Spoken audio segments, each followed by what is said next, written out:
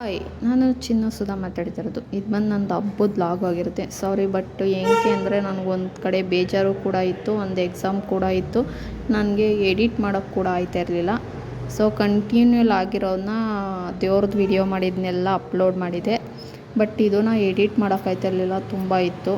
ನಾನು ದೇವ್ರ ಸಾಮಾನೆಲ್ಲ ಬೆಳಗ್ಬಿಟ್ಟು ಅಕ್ಕಿಗೆ ನಮ್ಮಮ್ಮಂಗೆ ಅಕ್ಕಿಗೆ ಹಾಕ್ಕೊಟ್ಟು ನಮ್ಮಮ್ಮ ಅಕ್ಕಿ ತೊಳಿತಾಯಿದ್ರು ತಂಬಿಟ್ಟು ಮಾಡೋಕ್ಕೆ, ಅಂದರೆ ಇದು ತಮಟ ಮಾಡೋಕ್ಕೆ.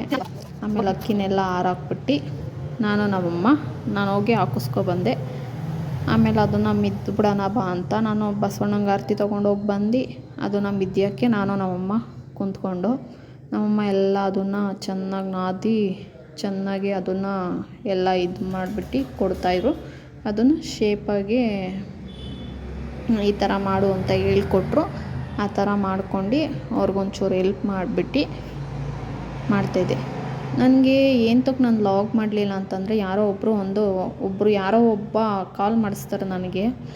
ಏನಂತಂದರೆ, ನೀನು ಚೆನ್ನಾಗಿ ಓಡಾಡ್ಕೊಂಡಿದ್ಯಾ, ನಿನಗೇನು ನಾನೇನು ಯಾರಿಗಾನ ಮೋಸ ಮಾಡಿದ್ದೀನೋ ದೊರಡೆ ಮಾಡಿದ್ದೀನೋ? ಮೋಸ ಮಾಡಿದವ್ರು ಎಷ್ಟು ಚೆನ್ನಾಗಿರ್ಬೇಕಾದ್ರೆ ನಾವೇನೂ ಮಾಡಿಲ್ಲ. ಅವಳು ಫೋನ್ ಮಾಡಿ ಹೇಳ್ತಾಳವಳು, ಅವಳೊಂದು ಹೆಣ್ಣಾಗಿ ಇನ್ನೊಂದು ಹೆಣ್ಣಿಗೆ ಹೇಳ್ಬೇಕಾದ್ರೆ ಅದು ಹೆಂಗೆ ಹೇಳ್ತಾಳೋ ಗೊತ್ತಿಲ್ಲ. ಕಚಡ ಫ್ಯಾಮಿಲಿಯವ್ರ ಮಾತು ಕೇಳ್ಕೊಂಡು ಕಾಲ್ ಮಾಡಿಬಿಟ್ಟು ಹಿಂಗೆ ಬೇಕು ಹಂಗೆ ಮಾತಾಡ್ತಾಳೆ. ಸೊ ಆ ಬೇಜಾರಿಗೆ ನಮ್ಮ ಮನೇಲಿ ಅಡುಗೆ ಮಾಡಿದ್ದು ಕೂಡ ನಾನು ವೀಡಿಯೋ ತೊಗೊಂಡ್ಲಿಲ್ಲ. ಒಂದು ಕಡೆ ಎಕ್ಸಾಮು, ಒಂದು ಕಡೆ ಫೋನ್ ಮಾಡಿ ನೀವು ಹಂಗೆ ನನ್ನ ದುಡ್ಡು ನಾನು ದುಡಿಯೋ ದುಡ್ಡಲ್ಲಿ ನಾನು ಶೋಕಿ ಮಾಡ್ತಾಯಿದ್ದೀನಿ. ಇಲ್ಲಾಂದ್ರೆ ಅವ್ನ ಗಂಡ ದುಡ್ದಿರೋ ದುಡ್ಡಲ್ಲಿ, ಇಲ್ಲಾಂದ್ರೆ ಅವಳು ದುಡ್ದಿರೋ ದುಡ್ಡಲ್ಲಿ, ಇಲ್ಲಾಂದ್ರೆ ಬೇರೆಯವ್ರ ದುಡ್ಡಲ್ಲಿ ಹೋಗಿ ನಾನೇನು ಶೋಕಿ ಮಾಡ್ತಾಯಿದ್ದೀನ? ಏನೂ ಇಲ್ಲ. ಸುಮ್ಮನೆ ಫೋನ್ ಮಾಡೋದು ಹಂಗಂತೆ ಇದಂಗಂತೆ. ನೀನು ಚೆನ್ನಾಗಿ ಓಡಾಡ್ತಾಯಿದ್ಯಾ, ಹಂಗಾದ್ರೆ ನಾನು ಹತ್ಕೊಂಡು ಕುಂತಿರ್ತೀನಿ, ಬಂದು ಸಮಾಧಾನ ಮಾಡ್ತೀರಾ? 3 ಹೊತ್ತು ಚೆನ್ನಾಗಿದ್ದರೂ ಕಷ್ಟ, ಚೆನ್ನಾಗಿಲ್ಲ ಅಂದ್ರೂ ಕಷ್ಟ. ಸ್ವಲ್ಪ ಜನಕ್ಕೆ ಈ ಮಾತು ನಾನು ಹೇಳ್ತಾ ಇರೋದು. ಆಮೇಲೆ ಹಿಂದೆ ಮಾತಾಡ್ಕೊಳ್ಳೋದು ಏನೂ ಸಿಗಲ್ಲ, ಮಾತಾಡ್ಕೊಂಡೆ ಮುಂದೆ ಮಾತಾಡ್ಬೇಕು ಯಾವತ್ತಿದ್ರೂ. ಸೊ ಇದೆಲ್ಲ ನಾನು ಅವಳು ಏನೇನು ಅಂದೋಳೋ, ನನ್ನನ್ನು ಏನೇನು ಬೈದೋಳೋ ನಮ್ಮ ಮನೆಯವ್ರಿಗೆ ಎಲ್ಲರಿಗೂ ತೋರಿಸ್ದೆ ಆ ರೆಕಾರ್ಡು. ಈ ನಾಯಿ ಅದಕ್ಕೆ ಸಂಬಂಧಪಟ್ಟಿದ್ದು, ಅವ್ರಿಗೂ ಏನೋ ಇರಬೇಕೇನೋ, ಅದಕ್ಕೆ ನಿನ್ನಂತವ್ರೆ ಅಂದ್ಕೊಂಡ್ಲಿ ಬಿಡು, ದೇವರಲ್ಲಿ ಲೆಕ್ಕ ಇರ್ತೈತೆ ಅಂದರು. ನಾನು ಎಷ್ಟು ಹತ್ತಿದ್ದೀನಿ ಅಂತ ಅಂದರೆ ಕಾದು ನೋಡ್ತೀನಿ. ಬಿಟ್ಟಾಕು ಅಂದರು ನಮ್ಮ ಮನೆಯಲ್ಲೂ ಕೂಡ. ನೀನೇನು ಯಾರಿಗಾನ ಮೋಸ ಮಾಡಿದ್ಯಾ, ಬೆನ್ನಿಗೆ ಚೂರಿ ಹಾಕಿದ್ಯಾ, ಏನಾನ ಮಾಡಿದ್ಯಾ? ಏನೂ ಇಲ್ಲ ತಾನೇ, ನೀನು ಹಂಗೆ ಹಿಂಗೆ ಅಂತ ನಮ್ಮ ಆಂಟಿ ನಮ್ಮ ಅಮ್ಮರೆಲ್ಲ ಅದನ್ನೇ ಹೇಳಿದ್ರು. ಸೊ ಅವಳಿಗೆ ಹೆಂಗೆ ಮನ್ಸು ಬರುತ್ತೋ ಒಂದು ಹೆಣ್ಣಾಗಿ ಇನ್ನೊಂದು ಹೆಣ್ಣಿಗೆ ಅನ್ನೋಕ್ಕೆ, ದೇವರೊಬ್ಬಂಗೆ ಗೊತ್ತು ಅವ್ರ ಮಾತುಗಳು ಕೇಳ್ಕೊಂಡು.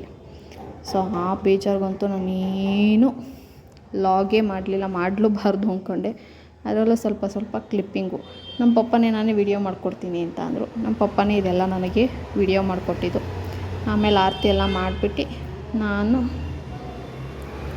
ದೇವ್ರ ಮನೆ ರೆಡಿ ಮಾಡೋಣ ಅಂತ ದೇವ್ರ ಮನೆ ರೆಡಿ ಮಾಡಿದೆ. ಬೆಳಗ್ಗೆಯಿಂದ ಉಪವಾಸ ಇದ್ದೆ, ಮಾಡೋಕ್ಕೂ ಕೂಡ ಆಯ್ತಾ ಇರಲಿಲ್ಲ. ಫುಲ್ಲು ಸುಸ್ತು ಆಗ್ತಾಯಿತ್ತು. ಆಗಲೇ 9 ಗಂಟೆ ಆಗೋಗ್ಬಿಟ್ಟಿತ್ತು. ಇನ್ನೊಂದೇನು ಅಂತ ಅಂದರೆ, ಅವ್ರ ಕೈಯಲ್ಲಿ ಅಂದರೆ ಅವ್ರ ಮನಸ್ಸು ಹೆಂಗಿರುತ್ತೆ ಅಂತ ಗೊತ್ತಾಗಲ್ಲ. ಅವ್ರಿಗಂದರೆ ಮಾತ್ರ ಮನಸ್ಸು, ನಮಗಂದರೆ ಮಾತ್ರ ನಮ್ಮದು ಕಲ್ಲು ಮನಸ್ಸು. ಅಂದ್ಲಿ ಎಷ್ಟು ದಿನ ಅಂತಾರೆ. ಸುಮ್ಮನೆ ಅವ್ರ ವಿಷಯಕ್ಕೆ ನಾನು ಹೋಗಲಿಲ್ಲ ಅಂದರೂ ಅವ್ರಿವ್ರ ಕೈಲಿ ಫೋನ್ ಮಾಡ್ಕೊಂಡು ನಾನು ಬುಡಕ್ಕೆ ಬತ್ತವ್ರೆ. ಬಟ್ ಇನ್ನೂ ಏನು ಗಾಚಾರ ಕಾಯ್ದೈತೋ ಅವ್ರಿಗಿನ್ನೂ ಗೊತ್ತಿಲ್ಲ ಅನಿಸ್ತೈತೆ ಮೋಸ್ಟ್ಲಿ. ಆಮೇಲೆ ನಾನೆಲ್ಲ ಪೂಜೆ ಮಾಡಿ ಫೋಟೋಕ್ಕೆಲ್ಲ ಹೂವು ಹಾಕ್ಬಿಟ್ಟು ಬೇಗ ರೆಡಿ ಮಾಡಿ ಎಲ್ಲ ರೆಡಿ ಆದಮೇಲೆ ಫಸ್ಟು ದೇವ್ರ ಫೋಟೋಕ್ಕೆಲ್ಲ ರೆಡಿ ಮಾಡಿಬಿಟ್ಟು ಇವಾಗ ನಮ್ಮ ಮನೆ ದೇವ್ರಿಗೆ ಆರತಿ ಬೀಳಬೇಕು. ಅದನ್ನು ಬಂದು ನಮ್ಮ ಮಮ್ಮಿ ನನಗೆ ಹಿಂಗೆ ಮಾಡಬೇಕು ಅಂತ ಅಂದರು. ಅದಕ್ಕೆ ದೇವ್ರ ಹತ್ರ ಕಣ್ಣೀರು ಹಾಕ್ಬಿಟ್ಟವ್ರು. ನನಗೆ ಎಷ್ಟೆಷ್ಟು ಕಣ್ಣೀರು ಹಾಕೋದು, ನೀನೇ ನೋಡಮ್ಮ, ನಾನು ತಪ್ಪು ಮಾಡಿದರೆ ನನಗಾಗಲಿ, ಅವ್ರು ತಪ್ಪು ಮಾಡಿರೋ ಅವ್ರಿಗಾಗಲಿ, ನಾನು ಅಷ್ಟೇ ಹೇಳೋದು. ನಾನು ಯಾರಿಗೂ ಮೋಸ ಮಾಡಿಲ್ಲ, ಮೋಸ ಮಾಡಿದರೆ ನನಗಾಗಲಿ, ಮೋಸ ಮಾಡೋರಿಗೆ ಏನು ಹೇಳಬೇಕು ನನಗಂತೂ ಗೊತ್ತಿಲ್ಲ, ನನಗೆ ಹೇಳೋಕ್ಕೂ ಇಷ್ಟ ಆಗಲ್ಲ. ಆಮೇಲೆ ದೀಪ ಎಲ್ಲ ಹಚ್ಚಿ ಏನು ಶಾರ್ಟಾಗಿ ಮಾತಾಡ್ಬಿಟ್ರೆ ಎಷ್ಟು ಮನಸ್ಸು ಬೇಜಾರಾಗ್ತೈತೆ ಅಂತಂದರೆ, ನಾನು ಈ ಸ್ಥಾನಕ್ಕೆ ಬಂದಿರೋದೇ ನಮ್ಮ ಚಿಕ್ಕಮ್ಮ ನಮ್ಮ ಅಣ್ಣಂದು ಇದರಲ್ಲಿ. ನೀನು ಖುಷಿಯಾಗಿರು ಅಂತ. ಇವಾಗ ನಾನು ಸಫರ್ ಪಟ್ಟು ನಾನು ಬೇಜಾರಾಗಿ ನಾನು ಹತ್ಕೊಂಡು ಕುಂತಿದ್ರೆ ಎಲ್ಲರೂ ಎಲ್ಲರಿಗೂ ಆ ಕ್ವಶನ್ ನಾನು ಹೇಳಲೇಬೇಕು. ಅದರಲ್ಲೂ ಫೋನ್ ಮಾಡಿ ಹೇಳ್ತಾಳೆ, ನೀನು ಖುಷಿಯಾಗಿದ್ಯಾ ಅಂತ. ತಿರುಗ್ತಿಯ ಸ್ಟೈಲ್ ಮಾಡ್ಕೊಂಡು ಖುಷಿಯಾಗಿದೆಯಾ ವರ್ಡ್ ಹೇಳ್ತಾಳೆ ಅಮ್ಮಮ್ಮ. ಸೊ ಆ ಬೇಜಾರು ನಾನೇನು ವೀಡಿಯೋಸೇ ಮಾಡೋಕ್ಕಾಗಲಿಲ್ಲ. ಸೊ ಈ ವಿಡಿಯೋನೂ ಕೂಡ ಲೇಟಾಗಿ ಅಪ್ಲೋಡ್ ಆಯ್ತೈತೆ ನಮ್ಮದು. ಯಾಕೆಂದರೆ ಒಂದು ಎಕ್ಸಾಮ್ ಇತ್ತು, ಅದಕ್ಕೂ ಓದ್ಕೊಂಡು ಪ್ರಿಪ್ರೇಷನ್ ಮಾಡಬೇಕಾಗಿತ್ತು. ಸೊ ಎಡಿಟ್ ಲೇಟಾಗಿ ಮಾಡಿ ಲೇಟಾಗಿ ಅಪ್ಲೋಡ್ ಮಾಡ್ತೀನಿ. ನಾನು ಮನೇಲೆಲ್ಲ ಪೂಜೆ ಮುಗಿಸಿ ದೀಪ ಹಚ್ಬಿಟ್ಟು ನಾನು ಹೋಗಿ ಅಲ್ಲಿ ಒಂದು ದೇವ್ರು ಬಂದು ಕುಂತ್ಕೊಳ್ಳುತ್ತೆ, ಅವ್ರ ಮನೆಗೆ ಹೋಗಿ ಪ್ರಸಾದಕ್ಕೆ ಹೆಸರು ಬೇಳೆ ಕೊಟ್ಬಿಟ್ಟು ನೆಕ್ಸ್ಟ್ ಮಾರ್ನಿಂಗ್ ವಿಡಿಯೋ ಮನೆ ಹತ್ರ ಒಂದು ಆರತಿ ಬೆಳಗ್ತೀವಿ. ಸೊ ಇದು ಬಂದು ಮನೆ ದೇವ್ರದ್ದು ಆರತಿ ಬೆಳಗೋದು. ಮನೆ ದೇವ್ರಿಗೆ 9 ಆರತಿ ಮಾಡ್ತಾರೆ, ಅದನ್ನು ಮನೆಯಲ್ಲೇ ಬೆಳಗ್ತಾರೆ.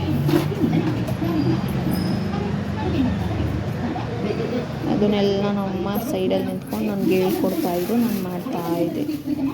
ಇಯರ್ ನಾನೇ ಮಾಡೋದು. ಆಮೇಲೆ ಫೋಟೋಕ್ಕೆಲ್ಲ ನಾನೇ ಅಲಂಕಾರ ಮಾಡೋದು.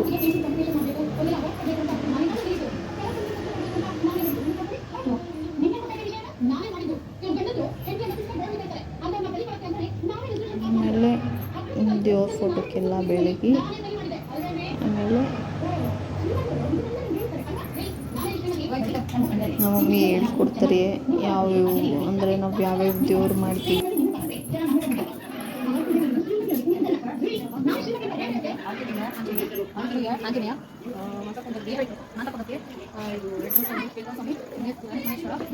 ನನಗೆ ಆ ದೇವ್ರ ನೇಮ್ ಎಲ್ಲ ಹೇಳ್ಕೊಟ್ಬಿಟ್ಟು ನಾನು ಮನೆ ದೇವ್ರಿಗೆಲ್ಲ ಆರತಿ ಬೆಳಗಿ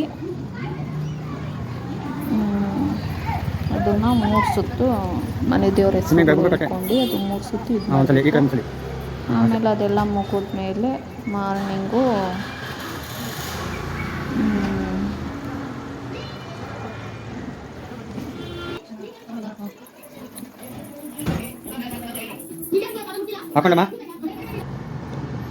ಅದಾದಮೇಲೆ ಮಾರ್ನಿಂಗು ಆರತಿನ ಇಟ್ಬಿಟ್ಟು ಕೋಳಿ ಕೊಯ್ತಾರೆ ಮಾರಮ್ಮಂಗೆ. ಸೊ ಅದನ್ನು ಆರತಿ ಬೆಳಗ್ಬಿಟ್ಟು